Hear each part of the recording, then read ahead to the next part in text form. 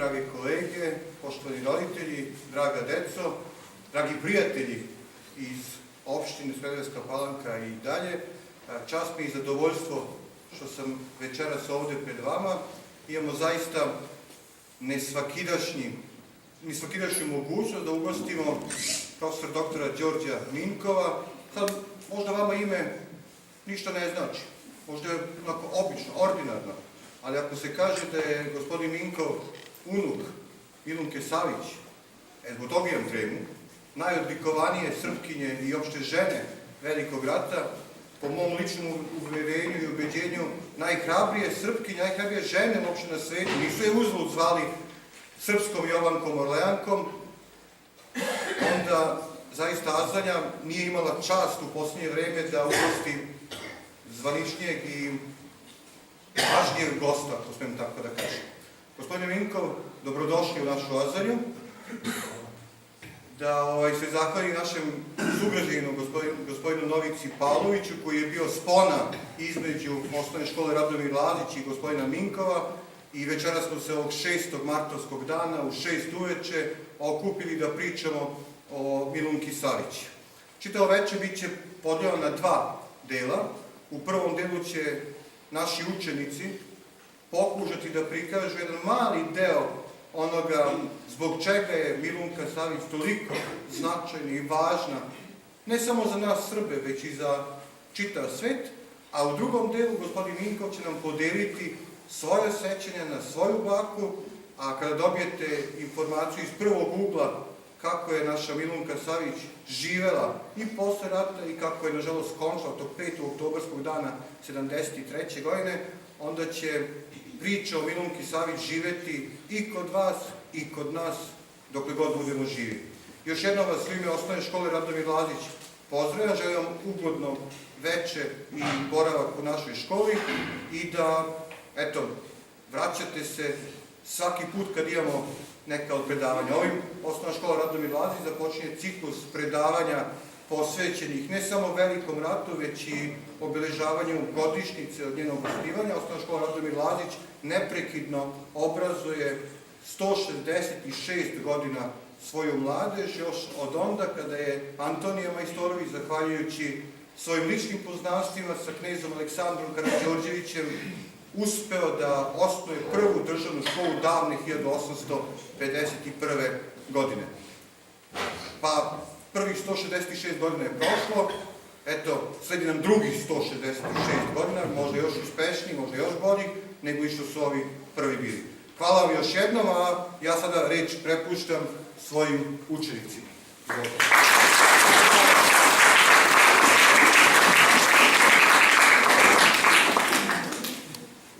Koprivica, okrug Raški, 28. jun 1892. godine, po starom kalendaru.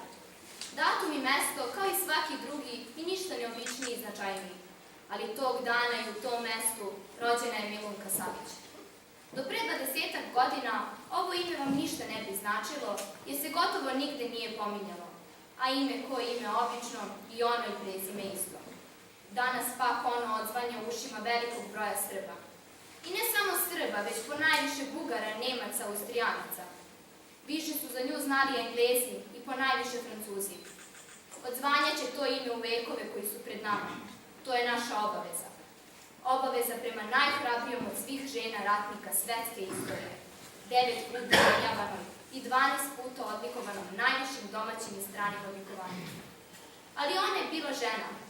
Žene nisu pozivali u rat. A ona je željno iščekivala dan kada će se priključiti ratu protiv Turaka. Čobanče mudro, gorštačko, vučice gorske naravi, pred epolete zastade, junački leđa ustavi. Milom sam Savić z Golije, za srpstvo ginuću čast mi je. Sloboda mojega roda ništa mi nije milije. Milunka slaga zbog brata i krenu odlučno put rata. S puškom se ona udruži, da srpstvu dug svoj oduži. Rovovi mračni, menljivi, krevet joj bračni jedini. Ratišta, strašna stratišta, smeniše topla ognjišta. Prvi, pa drugi balkanski, vatreno beše krštenje. Veliki rat otadžbinski doneše slavu ordenje, Sveti Mihajlo i Đorđe, legija časti Karađorđe, krstovi slave odličja, da slava nikad ne prođe. Milunka, srpska Orleanka, odličja brojna zasluži, junaštvu svojim viteškim dug srpstvu svome oduži. Dođoše potom vremena, čudna i strašna vremena, Milunki slavu oteše, život izgnanke živeše. Smislila je, prijavit će se kao muškarac. Idem u rat. A kako ću u rat ako ne naučim da bude muško? Nije samo to. Milunko, buci muške haljine, ošiše kosu, tegni grudi, eto, postala si muško. Nego moram da naučim i držanje. Jes, držanje. Ja sam Milun Savić, stidljiv momak i bit ću uvek na oprezu da ne izgovorim svoje pravo ime kada me pitaju. Za ispoljeno ratno junaštvo u Prvom Balkanskom ratu i smelim i uspešnim boglaškim jurišem u Bregalničkoj bici, Milunka Savić proizvedena je u kaplanski čin i odlikovana prvom medaljom za hrabrost Miloš Obrenović. Ja sam narednik Milunka Savić. Francuzi kažu da sam srpska Jovan Orleanka. Sa 20 godina sam se dobrovoljno prijavila u rat. Niko ne bi primio ženu, ali volja moja je bila jača od pravila. Preobukla sam se u muškarci registrovana kao Milun Savić. Samo da me ne rane, mislila sam. Dobro, i ako me rane, neka to bude u ruku ili nogu. Samo da me ne rane u grudi. Kad ono, ko za inat metak udari u grudi. Osvestila sam se u prebijalištu. Bože, kad se setim tog trenutka, bolničar, stariji čovek, žurno mi skida kopuran da vidi gde sam ranjena. Ustuknuo je i stao kao gromom pogođen. Mislim, šta je tu? Ne mogu više da se krijem. Nisam Milun, nego Milunka. Međutim, srpski narod je ponovo tuđom voljom stavljen pred svršen čin. Braniti zemlju svim snagama pred naletom Austrouga. Kaplan Milunka nije razmišljala. Ponovo je upratila ranac, obukla vojničko delo i krenula najbližoj komandi za ratni raspored. General Stepa Stepanović nije hteo ni da je sasluša, a ona je otišla pravom načelniku vrhovne komande, vojvodi Radomiru Budu. Gospodine vojvod, ja sam kaplan srpske vojske i hoću svoj ratni raspored. Dobro, budi bolničar. Štete da pogineš tako mlada. Neću da budem bolničar, pa hoću pušku. Onda dođi sutra pa ćemo vidjeti šta će. Ostaću ovdje i čekat ću odluku. Vojvoda, ako je ovo stvarno Milunka Savić, treba je primiti u neku od naših jedinica. Ona se već pokazala u ratu sa Bugarima. Brza je, neustrašiva, snalažljiva, lukava kao vitra. Dobro, devojko. Ako hoćeš da ratuješ, javi se majoru Tankosiću. Naći će se puška iza tebe. I bit ćeš u drugom topličkom pešadijskom vodenom puku Knez Mihajlo. Milunka se istakla kao bombaš u Kolubarskoj bici i za višestruko herojstvo dobila je Karađorđevu zvezdu sa mačevima. U jesen 1915. godine u Makedoniji je teško ranjena u glavu i tako povređena se prevlačila preko Albanije i stigla na ostrvo Krf.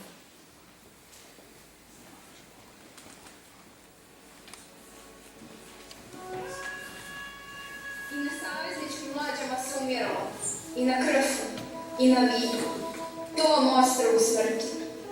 Umiralo se bez hleba, posle se umiralo s hlebom. Jedan veselnik koji danima nije video hleb, najzad je imao trebovanje za tajnu. Nije mogao da se raduje. Ipak uzeo je još jedno trebovanje iz džepa svog umrlog druga. Uzeo je tako 2 hleba i nekako dobauljao do svoje postelje. Legao je i umrao gladan između 2 hleba. Na Vidu usred umiranja muzika. Bože, ne sanja muzika stvarno svira. Naša muzika. Vesik, nadi i radosti. Osluškujem. Muzika svira našu narodnu himnu. Svira muzika, vojnici šapuću. Bože pravde ti što spase od propasti dosad nas. Čuj od sad naše glas i od sad nam budi spas. No došla u meni neka snaga, ustrojila sam se, gledam u nebo. Htjela bih da viknem. Hvala ti Bože, hvala ti na ovom veličanstvenom daru, na ovom prizoru. Srpsko pleme nije izginulo. Ne da se Srbija, njena deca, evo, na ovom ostrvu smrti i u kolo se hvataju.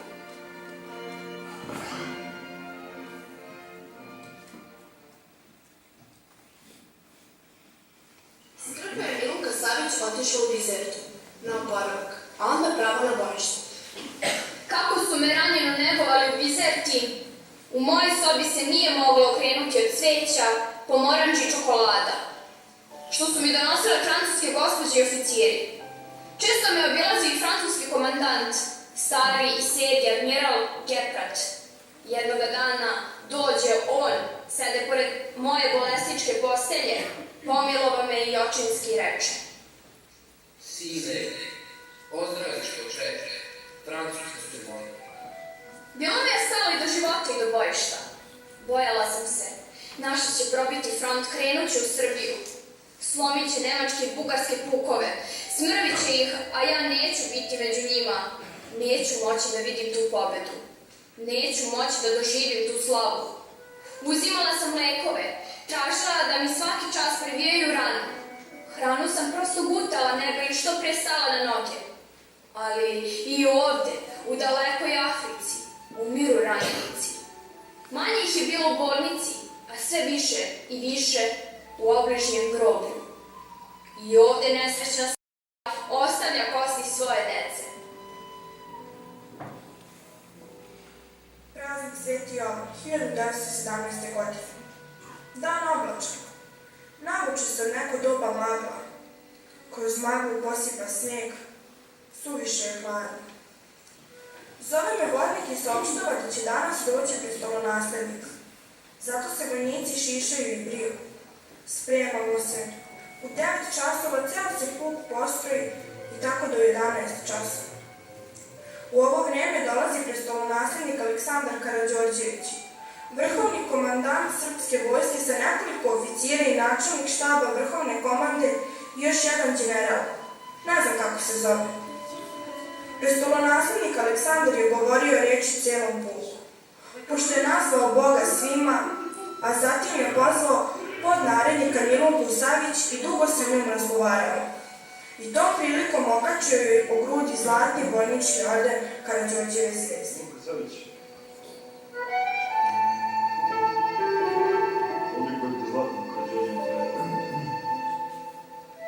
Kasnije u jednom prepadu zarobilo 43 neprijateljska vojnika, a u drugom 60 bugarskih ratnika, pa je u puk stigla vest da će smotru vojnika izvršiti lično ministar, vojni general Božidar Terzić. Preduparaćeni stroj boraca stigao je na konju, nazvao vojnicima Boga, sjahao, primio raport, pozvao Milunku pred stroj i okačio je zlatnu Pobiliću medalju za hrabrost. Za svoje junaštvo odlikovana je i najvećim inostranim odlikovanjem. Komandant savezničkih trupa, francuski general Moris Saver, je pred postrojenim pukom okačio Milunki Savić orden Francuske legije časti. Kasnije, prilikom uručenja francuskog ordena Ratni krst sa zlatnom palmom, pred njom su u znak pozdrava spuštene zastave proslavljenih francuskih pukova iz bitaka kod Argoa, Liježa, Verdena i Marne. Polovinom 1918. godine vrhovna komanda savezničkih armija naredila je da se pohvala junaštvu srpskog narednika Milunke Savić pročita pred strojem u stavu mirno svih jedinica Antante. Takva počast nije ukazana ni jednom oficiru i generalu. Odlikovanje je uručio komandant Solunskog fronta, general Franš de Pere. Francuski novinar Andrej Barbi je zapisao ženama ratnicama. Ja sam ih gledao na ratištu, s puškom i bombom u ruci, i u bolnicama, u kojima su na materinske i sestrinske grudi previjale ranjene junake, i u povlačenju kroz neprohodne albanske budure, gde na nemoćne i slomljene bolom pucao koji iz leđa i zasebe, i u kojima se masovno umiralo od gladi i zime. Gledao sam ih i divio im se. Ni strah, ni kolebanja, ni suza, ni uzdaha. Nije bilo žrtve koje one ne bi mogle da podnesu za svoju otadžbinu. To su odvažne kćeri Srbije, majke i sestre junaka sa Cera i Kolubare, mojih ratnih drugova, kojima je otadžbina bila preča od života i koje su, birajući između poniženja i smrti, izabrale smrt. Nije u to vreme bilo francuskog oficira koji ne bi rado, u znak najdubljeg poštovanja, položio svoj mač pred noge ovih junaka. One su svojom hrabrošću i svojom patnjom zadivile svijet.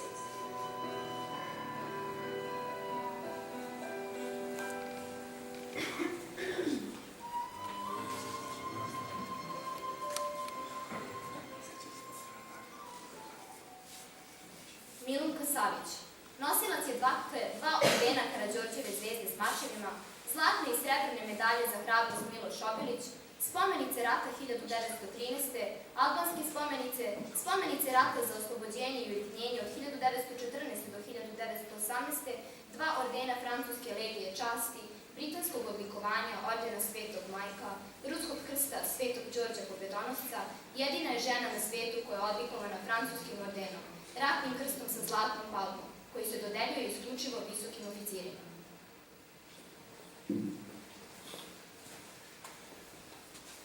Tamo daleko, daleko od mora, tamo je selo moje, tamo je Srbija. Tamo je selo moje, tamo je Srbija. Tamo daleko, gde cveta limu žut, tamo je srpskoj vojsci jedini bio put. Tamo je srpskoj vojsci jedini bio put. O, zar je morala doć ta tužna nesrećna noć, kada si, Dragane moj, otišao u krvav boj. Kada si, Dragane moj, otišao u krvav boj. Tamo daleko, gde cveta beli krin, tamo su živote dali zajedno otac i sin. Tamo su živote dali zajedno otac i sin. Bez otadžbine daleko, na krvu živeh ja, ali sam ponosnog lica živela Srbija. Ali sam ponosnog lica živela Srbija.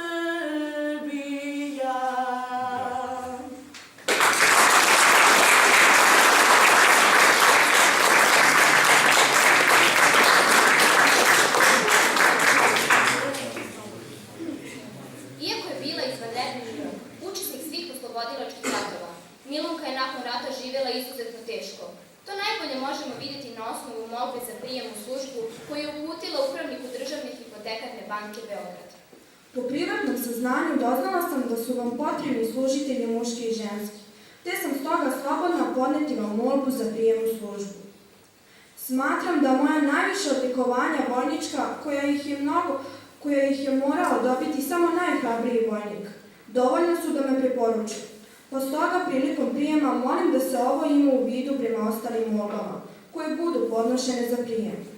Sem ovoga, ja sam majka 3 dece, koja čekaju isključivo na moju zaradu. U nadi da će moja molba biti uslišena, ostajem učtiva. Milunka Savić, 11. novembra 1929. godine. Ta molba je obnovljena 10 godina kasnije, prikazujući još teži položaj u kome je bila najodlikovanija žena Velikog rata. 10. godina je kako sam na službi u državnoj hipotekarnoj banci. U više mahova molila sam da budem razvrstana i da mi se položaj reguliše, jer godina za godinom prolazi, a kao nadničarka ne mogu steći pravo na penziju. Molim gospodina upravnika da izvoli narediti da se moja molba za razvrstavanje uzme u postupak i što pre reši. Kao ratnik i borac za naše ujedinjenje i oslobođenje zaslužila sam toliko, bar da razvrstana budem kao služiteljka. U nadi da će gospodin upravnik narediti shodno, ostajem, sa odličnim poštovanjem. A u potpisu Milunka Savić, nadničarka državne hipotekarne banke, vitez Karađorđeve zvezde i legije časti. Francuska je 1931. godine pozvala srpske najodlikovanije ratnike Prvog svjetskog rata u uzvratnu posjetu. Pre toga su francuski odlikovani borci boravili u Srbiji. Milunka Savić je naravno kao nosilac visokih francuskih odlikovanja bila obavezan i prvi gost koji je morao predstavljati Srbiju na tom putovanju. Na sve svečanosti odlazila je u Šumadijskoj narodnoj nošnji. Od svih saboraca iz Srbije, francuski predsjednik de Gaulle je na svoju inauguraciju pozvao jedino Milunku Savić. Francuska vlada joj je nudila da kao vitez legije časti živi u Francuskoj, dobije penziju i stan što je ona odbila, jer nije želela da napusti Srbiju. Nakon rata udala se za Veljka Grigorevića, u braku sa kojim je rodila kćer Milenu, a odgajala je i 3 usvojenice. Milku, koju je prve posleratne godine našla zaboravljenu na železničkoj stanici u Stalaću, Radminu Višnju, svoju sestru od ujaka i Zorku, uzetu iz nekog sirotišta na Dalmatinskoj obali, za koju se ubrzo ustanovilo da je preležala meningitis i da je zbog tog u izvesnoj meri ostala hendikepirana. Pored njih, odškolovala je još 30 dece. Milunka Savić je umrla 5. oktobra 1973. godine u Beogradu. Na samom kraju ovog prvog dela čujemo i mišljenje Flore Sens o Milunki Savić.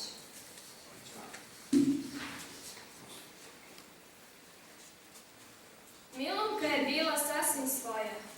Bila je devojka sa sela, a u vojsku je došla sa 17 godina. Pričalo se da je već upucala čoveka iz svog mesta jer je uvredio njenu sestru. Bila je vanredno hrabra, a u bolnici je boravila pošto je po 5. put upucana, ovog puta u butinu. Dobrovoljno se prijavila da pređe čistac pod paljbom, ne bi li dobavila preko potrebnu municiju. U tome je i uspela. I dok se gegala nazad po teškim teretom, istovarivši ga pod nogi svom komandiru, prevrnula se. Nažalost, uvek ju je nešto žestilo. I budući da je bila seljanka poput i njih sami, vojnici se prema njoj nisu obhodili kao prema meni. Nisam je često sretala, pošto sam bila u 2. bataljonu. Iz knjige Naš brat, život kapetana Flore Sens. Pa sad vi meni rođeni recite, mogu li žene u ratu?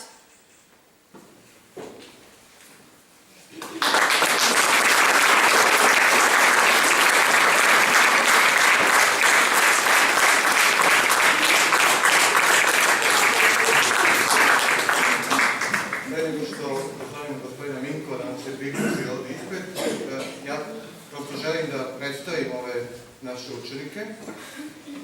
U ulozi Vavere Putnika, Nemanja Popović,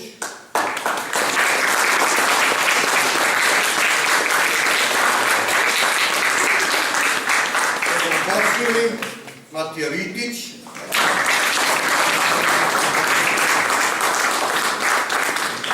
neko koji je izašao iz naše škole, ali uvijek nam se odaziva kad god je pozovemo da peva, naša Teodora Jančić.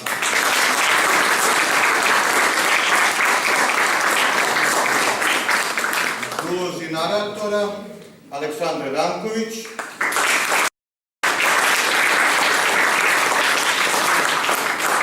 Jovana Batić,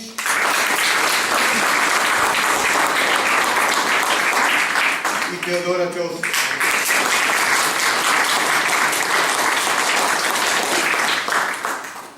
Imamo i mi našu Milunku, Aleksandru Jeksimović.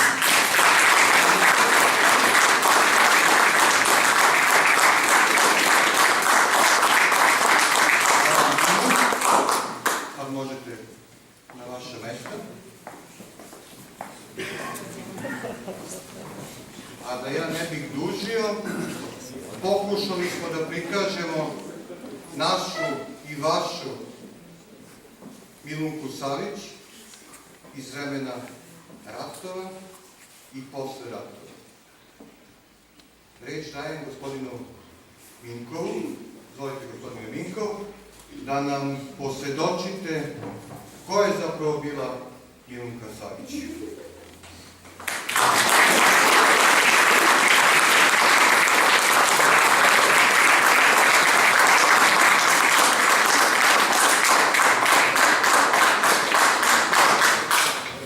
Dobro večer, dragi prijatelji.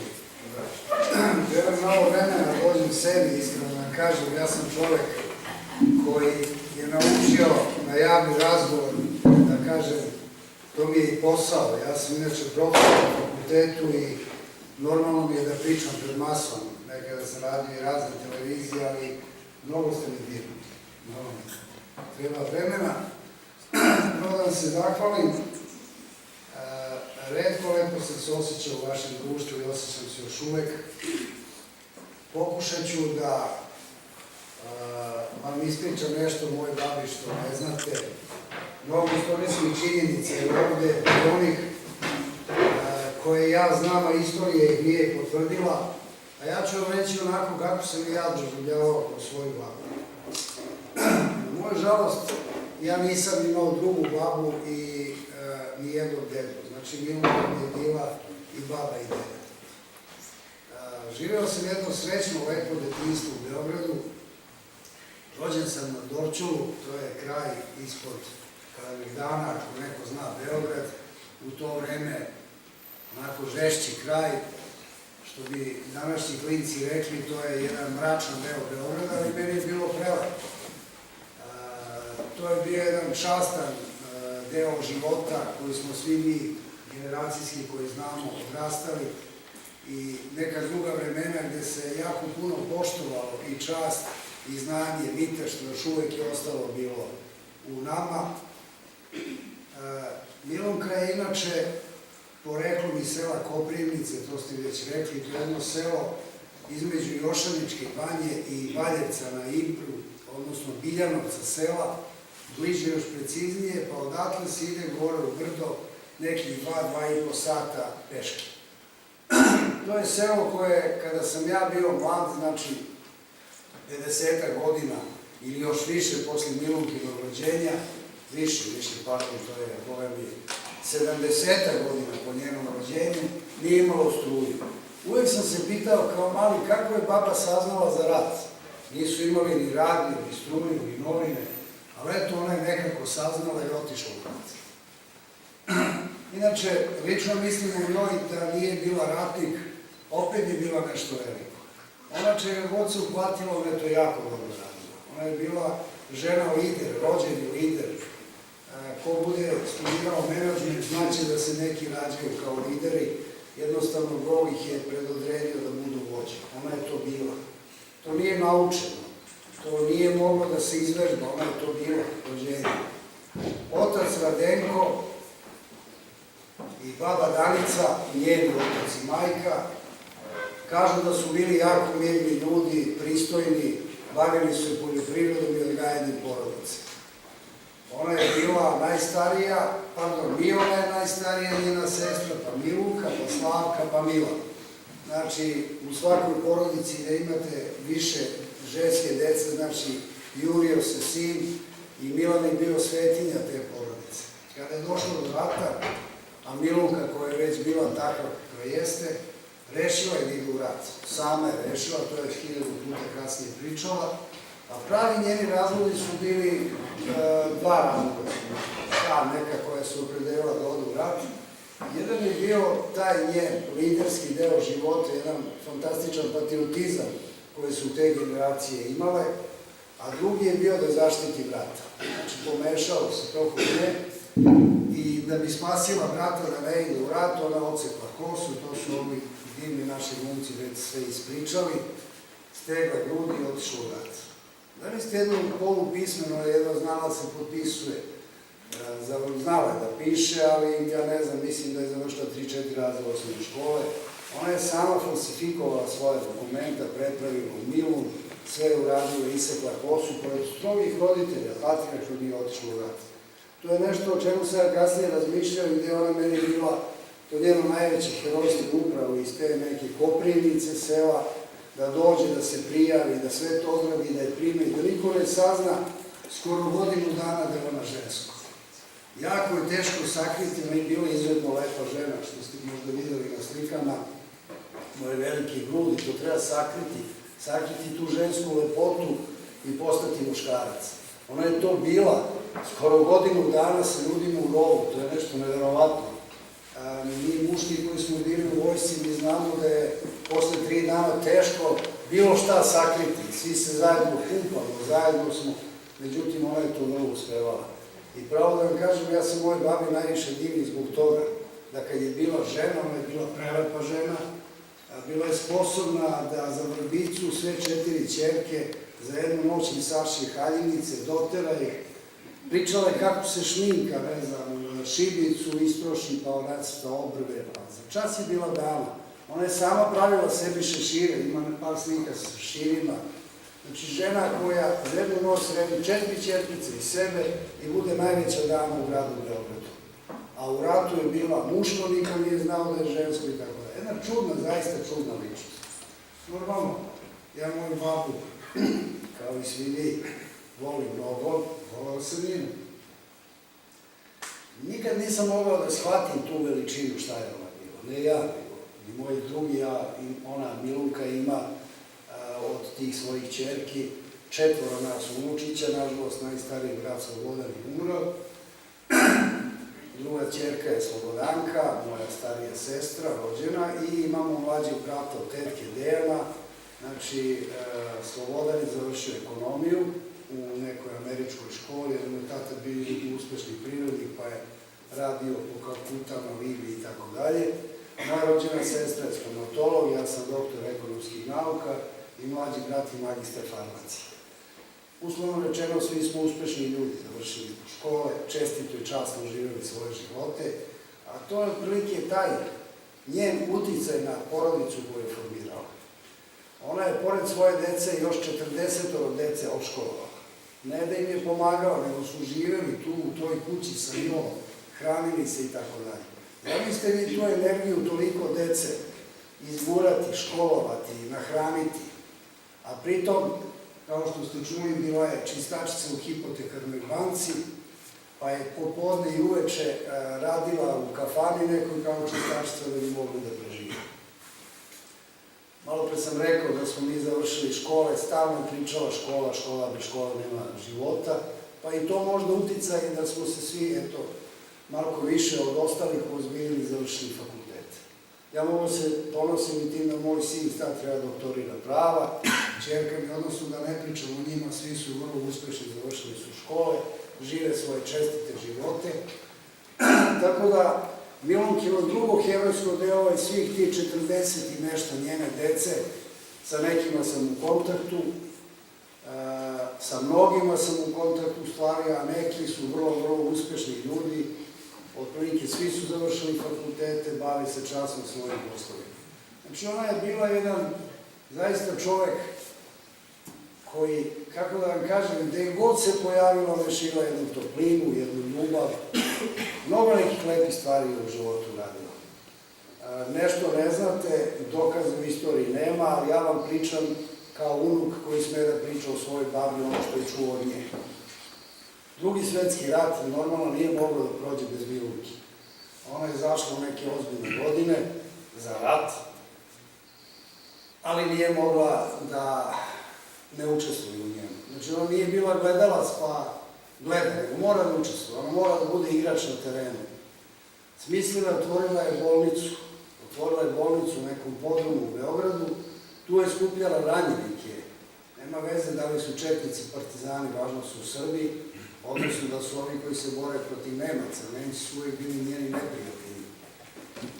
I moj otac se tu i upoznao, studirao medicinu, upoznao se sa njom, donosio što ja sam se šalio, tada je si krao po bolnicama lekove i zavoje, ali jeste izgleda je krao i zavoje lekove i tako su oni živeli taj neki život sve do 43. godine, kada su provalili u bolnicu i uhapsili Milunku. Milunka je tada otišla na Banjicu u logor, provela je tamo neko vreme, par meseci i bila je pripremljena za streljanje. Jer je dokazano, otac i ta ekipa koja je sarađivala, oni su i pobegli od partizane, a Milunka na Banjicu. Spisak za streljanje su dostavili nemačkom oficijeru, nekom koji je morao da pregleda, da kažem, ovi naši izdajnici koji su to radili, i kada je ovaj nemački, taj neki visoki oficir, nažalost ne znam ime, potrudit ću se da sledeći put ako se vidimo da vam kažem njegovo ime koji imam zapisano, je pročitao i pitao da li je to ona čuvena Milunka. Kada su mu potvrdili da jeste, ali da je to onaj nemački neprijatelj, on, Nemac, je naredio da je puste. Ne znam koliko konzervi je dao, ali mama i tetke su pričale da su danima prvi put za vreme rata divno jele i naredio srpskim izdajnicima da niko ne sme da je dira do kraja rata. Sa svim vojnim počastima je on je otpustio. Zamislite, neprijateljski vojnik je toliko poštovao Milunku, jer je iz prvog i iz drugog rata ista vojska bila Milunki. To je jedna priča o Milunki, drugih ima koliko hoćete, ne znam koliko vas to zanima, koji period njenog života, ali sve što bi bilo o njoj bilo bi jako zanimljivo i vrlo simpatično. Nešto nisam čuo danas. Jednom prilikom je Milunka zarobila, slagaću vas, ne znam tačan broj, da li 27, 32 ili 57 Bugara. Istorijski se zna da ih je zarobili, vjerojatno negdje postoji zapisano, ali ja vam pričam priču koju sam slušao od moje bake. A priča je sledeća. Naš četvoro Lučića, nedelja, kuća na Voždovcu i obavezno smo išli kod nje. Ručak na Voždovcu nije smeo se propustiti ni po koju cenu. Znači, ako hoćete da propustite, morate lekarsko uverenje da ste bolesni. Ručak, nema preskakanja, nema baba gladaca, da ti puca za ušima za vreme ručka, a mimo ručka nema ništa da se dobije.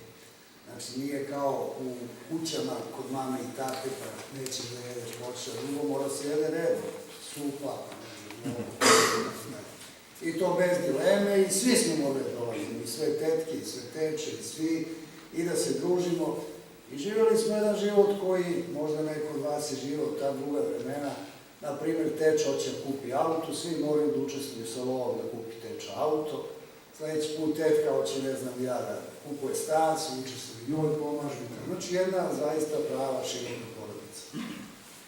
I sada, kada dođete kod Milunke, i ako pa to je Voždovac u to vreme, to je sad braći Jerković, ono nasilje kod zna. Evo ga, tu je bilo livade, potoci, selo, pravo selo. I mi smo normalno tu da se jurili, trčali, igrali, uživali, jer smo mi živjeli u gradu, svi njeni unuci. Pošto je bila, da kažem, relativno ne ona, nego uopšte tad je bilo dosta siromašno vreme, od igrača kad smo imali njenu sablju i njenu orden. Svako od nas ima omiljeni orden, po tome kako je leteo. Mi smo bacani, što smo malo pregledali, ne znajući za vrednosti da je to Francuska legija časti, Karađorđeva zvezda i tako dalje. A opet to vam pokazuje kakva je Milunka bila baba. Znači, evo, čak i brat ovaj slomio sablju, nema veze, idemo dalje i tako dalje. Ta vremena, kao i za svakog od vas, su neponovljiva. E sad, kad pada kiša, znate, kad dođete iz asfalta sad u ovu atmosferu trave, potočića, svima je divno signam, ali ako pada kiša, mi smo tu oko babe, i ona nam je jako dosadna i kažemo, aj baba priča nam o ratu. I sad baba priča, ono, kuva ručak, sprema i otaljava sa lajednom pričom. I ona imala vremena da sedne, pa da stavi ruče u krilo, pa da priča sa njim. I sad zapitkujemo je raznorazne priče. I zato ona jedan put, kaže, 27 Bugara, drugi put 37, tako da ne znam pravi broj, a priča je sledeća. Ona je morala, kao i svi ljudi, da obavi neke da piški, šta će žena sačeka da svi u njenom rovu, a dešava se rov do rova. Ovo je srpski rov na 200 metara, je bugarski rov, 3 meseca su otprilike svi u rovovima, svi se već poznaju, znaju imena jedan drugome. Oni imaju cigare, oni imaju rakiju, kaže, nemoj da pucate, malo razmenimo, onda dogovore se razmene i tako dalje, onda jedan dan pucaju jedni na druge, ko je poginuo, žale zajedno toga koji specifična jedna atmosfera. I jednu noć pred jutro već Milunka čeka da pobegne negde samo, nikako zaspao i njene kolege u rovu. U nekom trenutku je otišla i kada se vraća u svoj rov, u srpski rov, ona zaluta i uđe u bugarski rov. Kada je ušla u bugarski rov, to je već pred jutro bilo, taman da zaspi, počinje da sviće i po njenoj priči, kaže, vidim neke šijke na kapama, nisu srpske kape, i ukapira da je ušla u bugarski rov. Ali već se polako razdanju i sad ne može nikako da izaći. Kaže, šta da radim, uzmem ja bombu, a kaže, kuvar učak, ako uzmem bombu, bacim bombu, vikne, juriš i tako dalje, svi predaju, ja ih dovedem. Sad, koliko njih je dovela, veliki broj tih zarobljenika imala, i onda je opet pokazala po meni jednu veličinu. Srbi su hteli da ih streljaju. Ona to nije dozvolila, stala ispred njih i rekla, to su moji zarobljenici, zvala je svoju desetinu i ta desetina je nju slušala kakav kralj i general Milunka je Bog. Stali odbranili ih, inače bukvalno su ispasli smrt. Među njima je bio i kasnije predsjednik Bugarske Georgij Dimitrov. Ako neko prati tu politiku, zna da je on bio veliki zaljubljenik u Srbiju i čak u jednom trenutku Tito i on su hteli naprave jednu državu od Jugoslavije i Bugarske i mnogi su pričali da je to samo ispoštovanje i ljubavi prema Milunki. Jer je video svu čestitost jedne žene koja ga je zarobila, a kasnije ga spasila i kasnije kad su im sudili i što su na sud oslobođeni su bili obični vojnici, nisu bili zlikovci koji su ubijali, da kažem, i nisu zaslužili smrt streljeni. Tako da je Milunka bila jedna izuzetno plemenita osoba. Žena koja umela se šali, žena koja je umela meni 100 puta rekla, kaže, nešto se naljuti, sine, ajme vodiš breko da je gola, se šali da je gola. Francuska je za nju bila više nego Srbija. Uvek kada se naljuti nešto na Srbiju, kaže, sine, idemo mi u Francusku, to je prava zemlja. Međutim, Francuzi su je nudili vile, čude, ona je dvostruki vitez legije časti Francuske, a to tamo ima značaja. Ona nikada nije htjela da ode. Ona je volila Srbiju, bez obzira kako je živela i živela je jako srećno. Sad opet s političarima moji razgovori, pošto sam ja nekako ispred porodice, godinama sam radio u radio televiziji Srbiji i nekim drugim televizijama, i onda se porodica rekla, ti si naš PR, a ja i jesam profesor sa PR-a, pa kaže, ti držite odnose uopšte sa javnošću, sa vladom, sa državom, i nekako svi su uvek imali protiv tog njenog iskrenog života. Umesto, ljutili su se, kao, pa šta sad, nismo mi, nego su oni prethodni. Ne kažem ja ni prethodni, ni ovi. Nije se ni ona ljutila. Njoj je bilo divno u Srbiji, živela u Srbiji. Niko tada, verujte mi, nije bio nešto posebno bogat. Svi su bili manje više siromašni, ali su jako lepo živjeli. Možda je mogla Srbija da bude malo drugačija država Srbija, da je nešto olakša život, da ne mora baš da bude čistačica u banci, u kafani, ali ona je to izabrala. Ona je izabrala svoju porodicu, ona je izabrala Srbiju i kao takva je proživjela ceo svoj život. Živjela je 83 godine, umrla je u neki petak, je bio negdje oko pola 11, ja sam otišao kod nje, kao i obično svakog dana, jer sam studirao prava, imao sam vremena, vozio sam auto i mogu sam da ne idem na fakultet, pravni fakultet, tako može da se završi, ako ste da učite, a meni je to odgovarao. I onda se mi našla, ona je štrikala i umrla.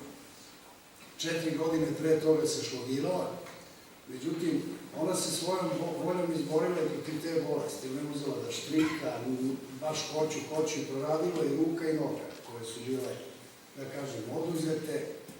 Ona je žena koja je čudo jedno, ujela je zmija, zakopali u zemlju, ona je ostala živa. Kakve to ima veze, raspitivo sam se, kažu kad udari grom čoveka pa ga stavi u zemlju, ali kako ima veze zmija, nemam pojma, ali ona je preživela. Ovako šlogirana u 80 i neku godini, dobi upalu pluća, vedu je u vojnu bolnicu, meni je otac bio načelnik prijemnog udavenja Vojno-medicinske akademije, lekar, kažu mu drugari njegovi, kažu nema šanse, gotova je, pripremite se, baba posle 5 dana ozdravi, izađe, svi se lekari krste na mugu beru. Znači jednostavno ona je, ko je pobožan da kaže odabrano od Boga da bude nešto veliko, ona je to bila. Bila je u tom trenutku kada je bio rat u Srbiji, doduše u Srbiji je stalno rat, unazad koliko god da se vratite, nadam se da neće u budućnosti. Ona se tu našla, morala je da učestvovala na način kako je znala. Dugo godina nije učeno ništa o tom ratu, o toj veličini srpskog naroda, jer ako malo pročeprkate, čak i Amerikanci i svi ostali ili sa zapada, ja sam inače patriota, ne volim baš mnogo taj zapad, kažu da je srpski vojnik u istoriji svih ratovanja, taj srpski vojnik iz Prvog svjetskog rata bio najbolji vojnik u istoriji ratovanja.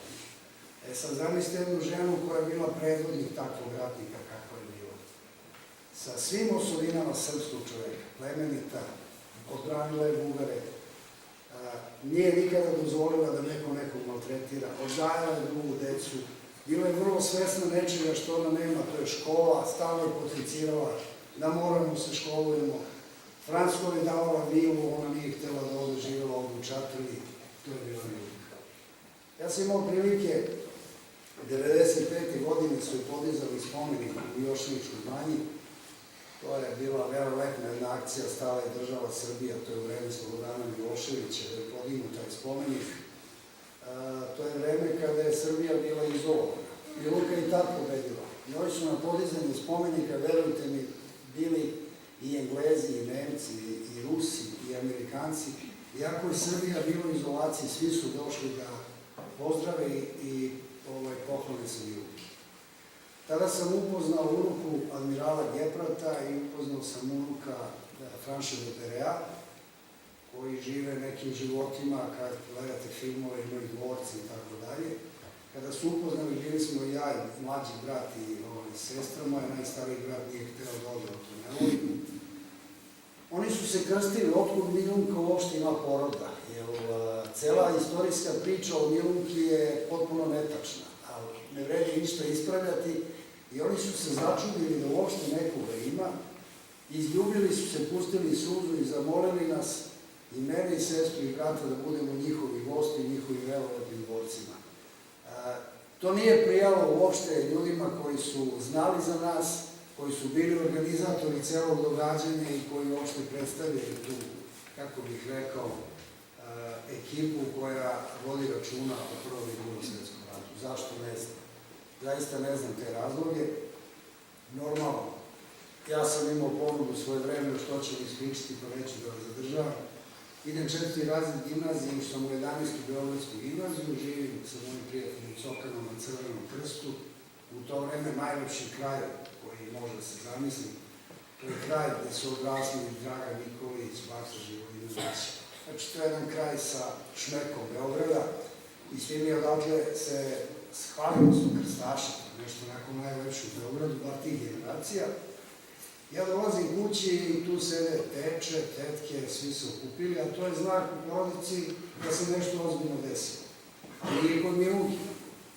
Šta se sad dešava? Kad dođe, sedi s nama, ja sam različan, bio sam dobar ove nedelje, mi bežne škole, nisam ništa ozbiljno napravio. Sedem sa njima i kaže, država Francuska je rekla da neko od Vučića treba da ide da studira tamo. Najstariji brat, on je stariji, već je završio fakultet, sestra moja već uveliko studira stomatologiju, ja sam 4. godina gimnazije i ovaj najmlađi Dejan je još osnovne škole. I kaže, odlučili smo ti da ideš na Sorbonu, studiraš pravo, će doći pravo, Sorbona je za pravo najbolji fakultet, lično mislim na svetu. I ja im tada govorim, mene ste našli, pa uzmite Dejana, ovog mlađe, on nema pojma, njega zeznite. Ja vidim u Francusku, ma ne dolazi u obzir. Normalno nisam otišao, nisam se ni pokajao. Znači, eto i taj gen, sve je divno, ali Srbija je Srbija. Vozeći Milunku nekoliko godina dok je bolovala, ako zadnje 4 godine, pošto sam ja kažem da su bilo pravo, vozio kola i mogu sam da skitam i da učim, ona je stalno volila da ode, te u Nišku banju, te u još Nišku banju, te ne znam, ovu banju i tako dalje. I ja sam je vozio, nju i u tetku jednu. Narod obično kada čuje da smo stigli u hotel, a pazite, nije bilo tada ni istorijske priče, nije bilo ni u istoriji, nije bilo po medijima uopšte. To je tog trenutka cela ta banja, na primjer, zna da je tu Milunka i obični ljudi prilaze da je pozdrave, da je poljube, da je, ne znam ja, neku sitnicu da plate kafu, da se malo druže sa njom. Tako da je od uvek bilo veliko zadovoljstvo biti unuk Milunke Savić. I još jedna anegdota, mala, fina. Svoje vremena sam bio direktor produkcije ploča na televiziji Srbije, to je moje prvo direktorsko mesto. Znači sam imao jednu lepu, finu karijeru, moj prijatelj Novica to zna, televizijsku. Nisam član stranaka, vrlo teško, ali eto može i to. I u to vreme u PGP-u, velikom PGP-u koji je bio moćna firma, je nekih 38-39 godina, počeo se inače kao primradnik sam bio u toj firmi, pa šef pravne službe, pa vodac sektora, pa nemam pojma, sekretar, pomoćnik direktora, pa direktor. Sedim sa moja dva prijatelja sjajna u kafani, dolazi i treći, preko puta, to su oni čuveni Šumatovci i tako dalje, gde se sve dešavalo u Beogradu. I taj jedan moj veliki prijatelj, koji me je uveo u taj svet estrade, neki Momčilo Stanišić, jedan sjajan čovek, najčasniji čovek moga života. U jednom trenutku počinje da priča o njegovom dedi, gdje sedim u kafani, gdje su govorili, on moj deda, prvi svetski rat, prvi svetski. Novica zna Momčilo jako dobro, čak imaju u Palanci slike njegove u nekoj kafani, to će opet voditi da ga vidi. Svi šefe, da. I Momčilo, mi pričamo u jednom, a moj deda, prvi rat, i ja u jednom trenutku ništa ružno, jer tog čoveka obožavam. Kada daj bre, moja baba bila u ratu. I sad ko časnog Srbina, kakav je on, je bio ugreda. On ustaje demonstrativno i kaže, više sa vama neću da sedim.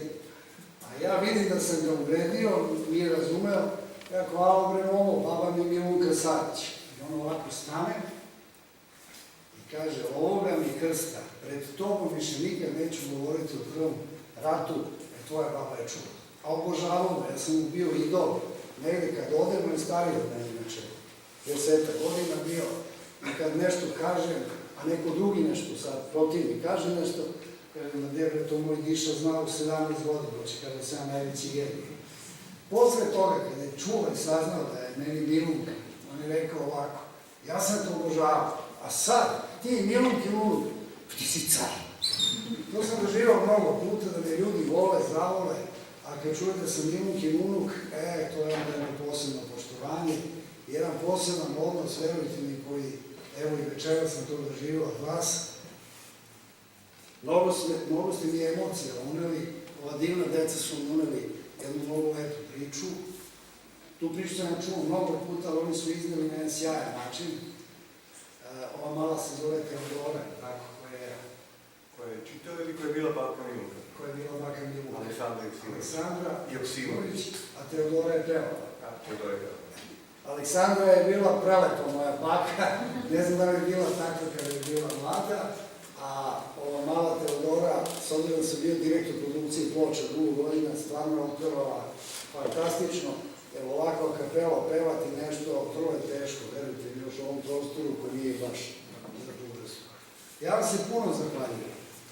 Ja ću se potruditi da sa direktorom koji mi je priredio divno večer napravim neku saradnju između fakulteta gde Novica i ja radimo. To su dva fakulteta, jedan je beogradski, jedan je kruševački, oba su kvalitetna. Na jednom sam direktor, na drugom sam pomoćnik direktora. Napravit ćemo neku saradnju, nadam se da ćemo se viđati i po ekonomiji, po pravu, tu imamo i ekonomiju, i pravo, i neki turizam i svašta nešto. Donirat ćemo knjige ovoj školi, pokušat ćemo nekoga od vas koji je zainteresovan studira, evo sad mi kažem, dobit će stipendiju od nas, dobit će besplatno školovanje, direktor neko odluči ko će to biti od vas. Ja bih jako volao da to neko dobro, talentovano dete, a da nema baš materijalnih mogućnosti. Pomoći ćemo mu eto odavde od ove večeri da neku svoju budućnost kao budući pravnik ili ekonomista može da kreira.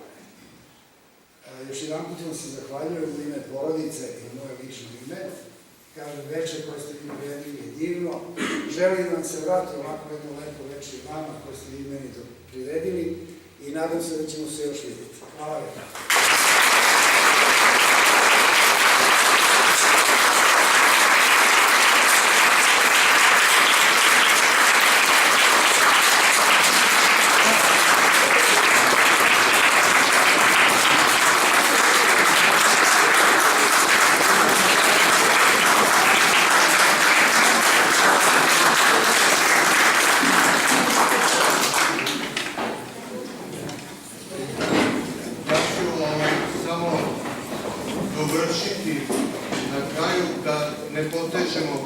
Bolne rane.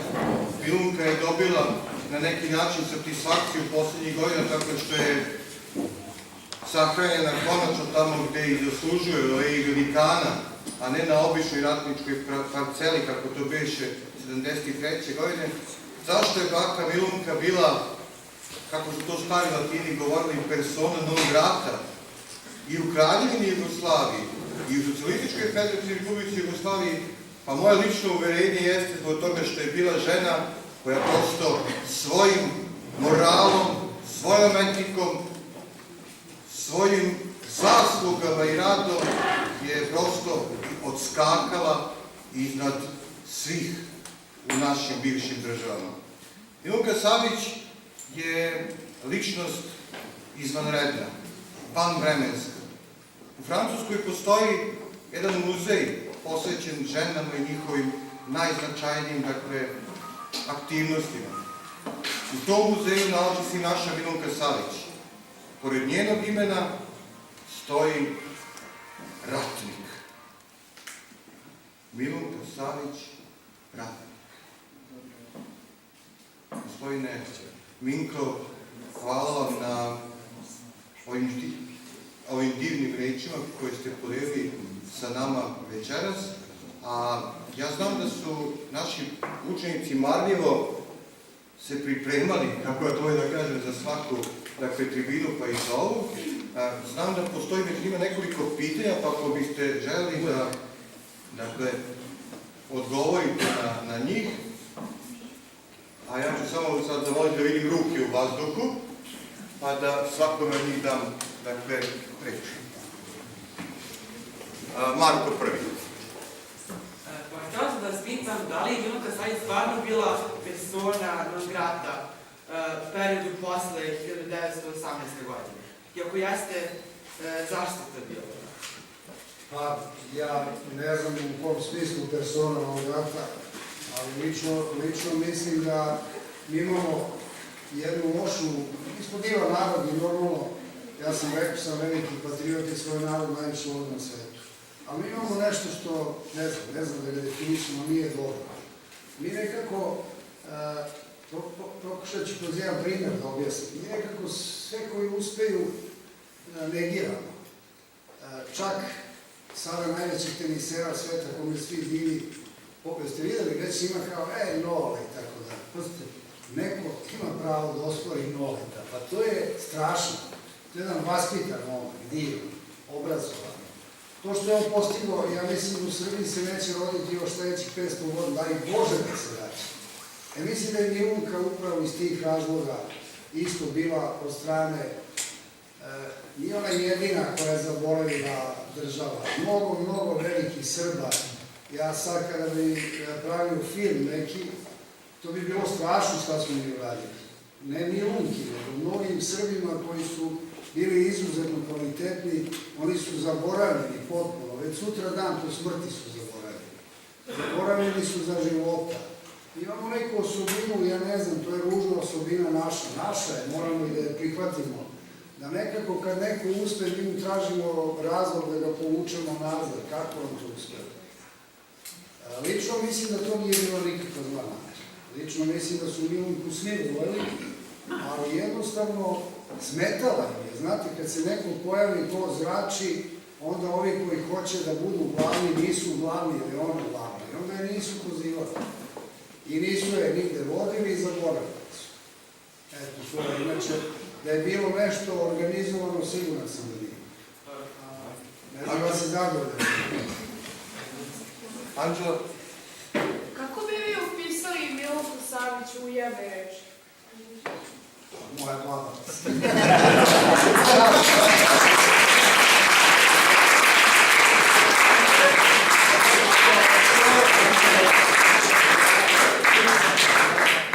Kako objašnjavate činjenicu da su Francuzi najviše poštovali Milunku Savić? Pa, prvo, Francuska je u to vreme, koliko ja znam istoriju, nisam obrazovan po istoriji kao vaš profesor i direktor, ali u to vreme Francuzi su bili dokazani prijatelji Srbije. Oni su nam pomagali u svakom pogledu i jednostavno Milunka se nametnula Francuzima. Francuzi su tad bili na ovim prostorima i oni su videli šta je ona tu uradila i šta je radila. Ja znam da sam nisam ispričao, to je jedan možda lep detalj, još da vam kažem.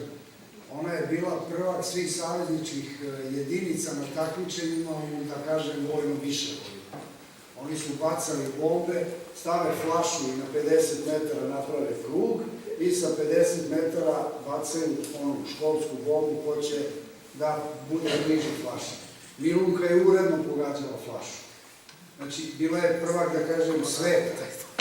Onda, ne znam, to je propustili smo svi zajedno da kažemo kada je dobijala Francusku legiju časti, da su sve savezničke vojske u celom svetu u tom trenutku stajali u stavu mirno da je pozdrave.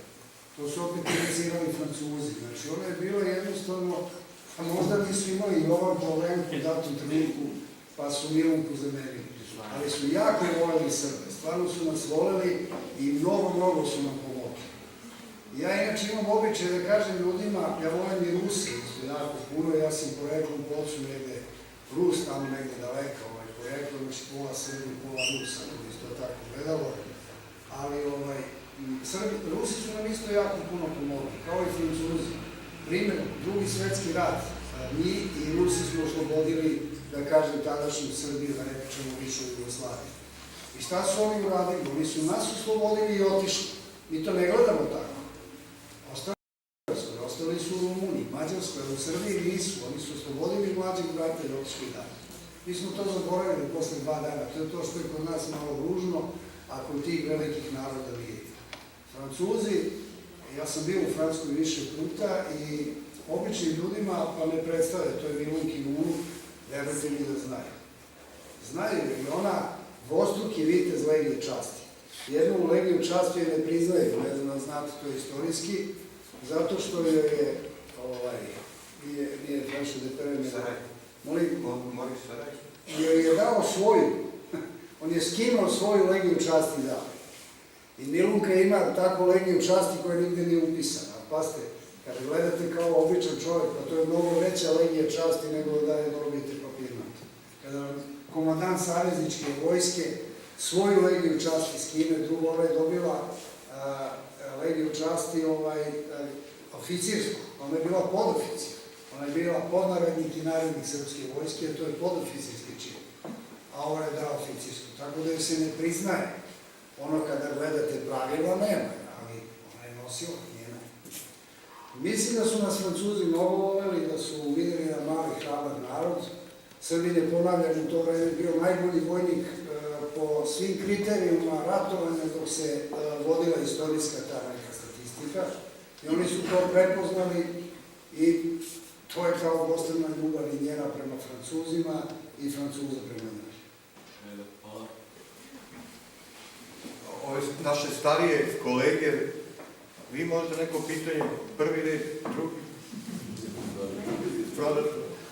Još jednom, gospodine Minko, srca vam hvala na večerašnjem druženju.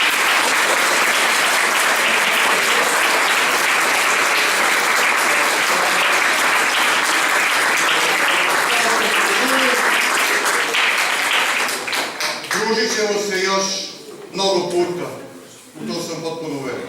Još jednom vam zahvaljujem i želim vam prijatno ostatak večera. Hvala.